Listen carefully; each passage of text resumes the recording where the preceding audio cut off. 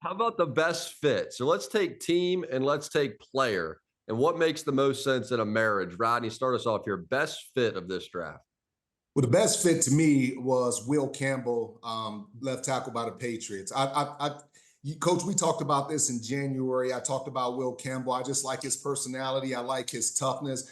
I like they talk about his short arms, and he gets upset when you talk about his short arms. But I just love everything about this kid. The fact that he's going to come in there in the locker room and be a leader right away. I think he's a perfect fit for what Mike Vrabel's trying to build.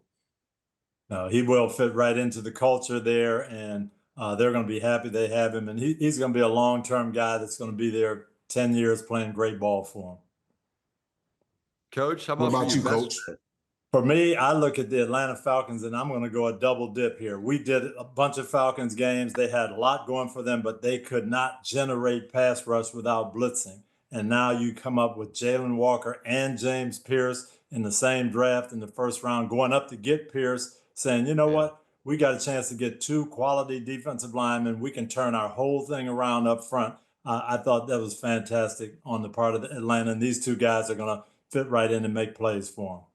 And guys, I got one more else that I want to talk about, and it's Travis Hunter. I love the fact that this new general manager, James Gladstone, he showed a lot of aggressiveness moving up to get his guy. I think it sent an excellent message to the Jacksonville Jaguar fans, to the organization. We're going to be aggressive and get the guy that we want.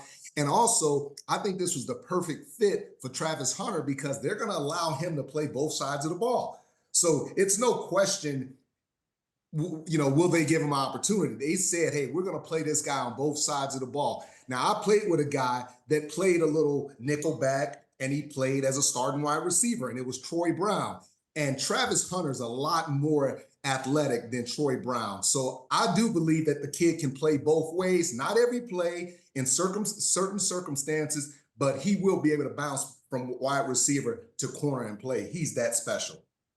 Yeah, he's definitely a weapon. And you figure out where you need him. If I need that lockdown corner and that guy to make plays over there, I'll play him on defense.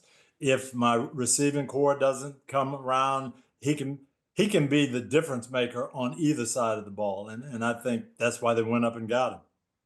It's a great one, Rod. That was my best fit too. It was Travis Hunter in Jacksonville, just because they had that plan for him. Like it's rare that the player's vision and the organization's vision of how he's going to be used aligns, and it just seemed like it aligned perfectly on this one. I'm interested though from Travis Hunter's perspective. Like, what does he gain by playing both ways, right? So the value is you get past your rookie contract and you get a big second contract. Receiver money is better than cornerback money. If he plays both ways and he's being used all the time, even if he is able to stay healthy, what does he gain by being kind of a two-way starter? Wouldn't it be more beneficial to go be a receiver, be a great receiver, and go make your second contract and have a nice long career? Isn't that more beneficial than playing both ways and burning yourself out, Rod? What would you say? No, I want to hear Coach's answer to that. What would you say, well, Coach? To me, I don't see him playing long-term both ways. I just think in this day and age, it is too difficult to know exactly what's going on in the receiver meetings and what's going on in the defensive meetings. I think, as Rodney said, you've got to put him in one spot and then say, okay, you're going to be a fit-in guy on the other side of the ball. If you're going to be a full-time receiver, hey, I can put you in on some third downs and play man coverage or whatever. Or if you're going to be a DB, now I got 8 plays like Dion used to do for Dallas. I got 7 or 8 plays in situations I can put you in as a wide receiver. I think that's what's going to happen. To me, I think his best bet and their best bet is going to be zero in on him down the road on one side of the ball. And I think, Coach, eventually they're going to do that. But the thing, what I love most about Travis Hunter is just not his athleticism, but just the way he carries himself. And, you look at Shador and you kind of look at him and two guys that handle themselves a little differently.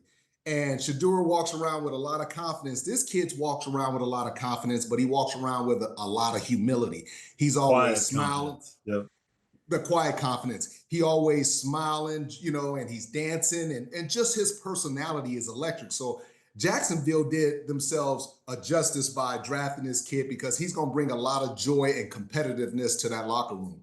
Yep. Yeah. I talked about this a little bit on one of our earlier podcasts. Rod Woodson fell to us to the 10th pick in the draft because people were saying, well, he's a receiver, he's a DB, where is he going to play? He hasn't played either one all that much. We decided to use him on defense, but he could have been a great receiver as well, kick returner. I mean, those guys can do anything. It's just how you use them, and they'll get the most out of him, and he's going to be a dynamic player wherever they play him. Yeah. And the other thing with this pick too is they got to sell some tickets in Jacksonville. I mean, it's kind of becoming a bit of a dire situation down there. And I can make the case that of every player that was picked, maybe nobody would sell more tickets than Travis Hunter. I mean, he's the flashy star kind of guy, and they need one of those weapons, but they need somebody that's going to galvanize a fan base too. And I think Travis Hunter is at the top of those charts. Would you guys agree? No Absolutely. question. Man, absolutely. And he's, like I said, he's dynamic on the field, but he has a dynamic personality and he embraces fans and kids. And that's what you want to see, man. I think he's great for the game. I'm really extremely happy for him. Hi, I'm Mike Tirico, and thanks for watching. Make sure to hit subscribe for the latest news and highlights from NBC Sports.